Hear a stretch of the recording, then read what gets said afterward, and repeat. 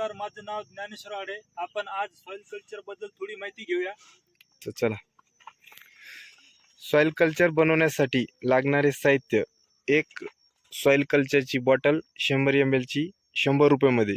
1 एकरचा dose फक्त 100 रुपये soil culture. आणि त्याच्यासाठी अजून परत 4 kg गूळ लागतो आणि 200 लिटर पाणी लागतं. ते सर्व एकत्र मिसळ करून रात्रभर भिजून ठेवायचं 12 तास. 12 तास झाल्यानंतर ते सकाळी ड्रीपद्वारे सोडून द्यायचं किंवा ड्रेंचिंग किंवा पाटपाण्याने. आणि त्याच्यावर विशेष म्हणजे झाकताना त्याच्यावर गूळ कुठलाही चालेल. आता 200 लिटर पाण्यामध्ये ते व्यवस्थित टाकून व्यवस्थित ढवळून घ्यायचं आहे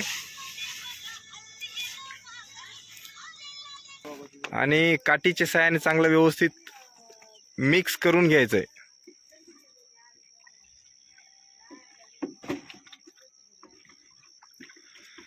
रात्रभर कापडाच्या साहाय्याने रात्रभर भिजून ठेवा, जेणेकरून वरी ते झाकून ठेवल्याने कुठली पक्षी किंवा दुसरं काही त्याच्यात काडी कचरा पडू नये.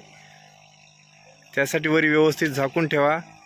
पूर्णपणे ते झाकणं रात्रभर 12 तास ठेवा आणि सकाळी ड्रीपद्वारे किंवा पाठीवरच्या पंपाने ड्रेंचिंग करा किंवा पाटपाण्याने सुद्धा सोडू शकता.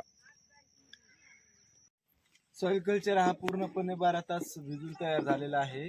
आता कापूस पिकाला सोडायचं आहे आपल्याला. काही दिवसानं रिझल्ट आपल्याला कसं भेटतं हे पाहू आपण.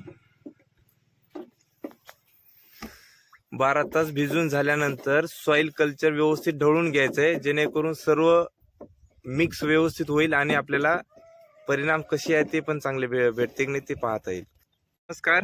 नमस्कार. या कापूस पिकाला आता सॉइल कल्चर वापरून किती दिवस झाले? 10 दिवस झालेले आहे. तुम्हाला या सॉइल कल्चर वापर करून या पिकाला काय फरक जाणवतो?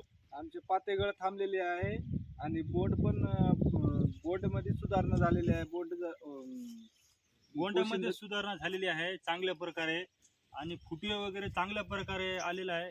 काविळकी वगैरे मस्त चालू आहे. आणि याच्या आधी काय परिणाम होता तुम्हाला किंवा काय समस्या होती? पहिले म्हणजे आपले पातीगळ होत होते जास्त करून विशेषतः. आणि आता म्हणजे एकदम चांगल्या प्रकारे भरघोस बोंडाची वाढ झालेली आहे आणि प्लॉट पण चांगल्या प्रकारे वाढ झालेली आहे. आपलं प्लॉट बघा किती वाढ झालेली आहे. कापसाची काळोखीपणा पहा. हो, फुटवे वगैरे अतिशय छान आहे. सॉइल कल्चर बद्दल कसं आहे, तुम्ही समाधानी आहात की काय? सॉइल कल्चर बद्दल आम्ही खूप समाधानकारक आहे.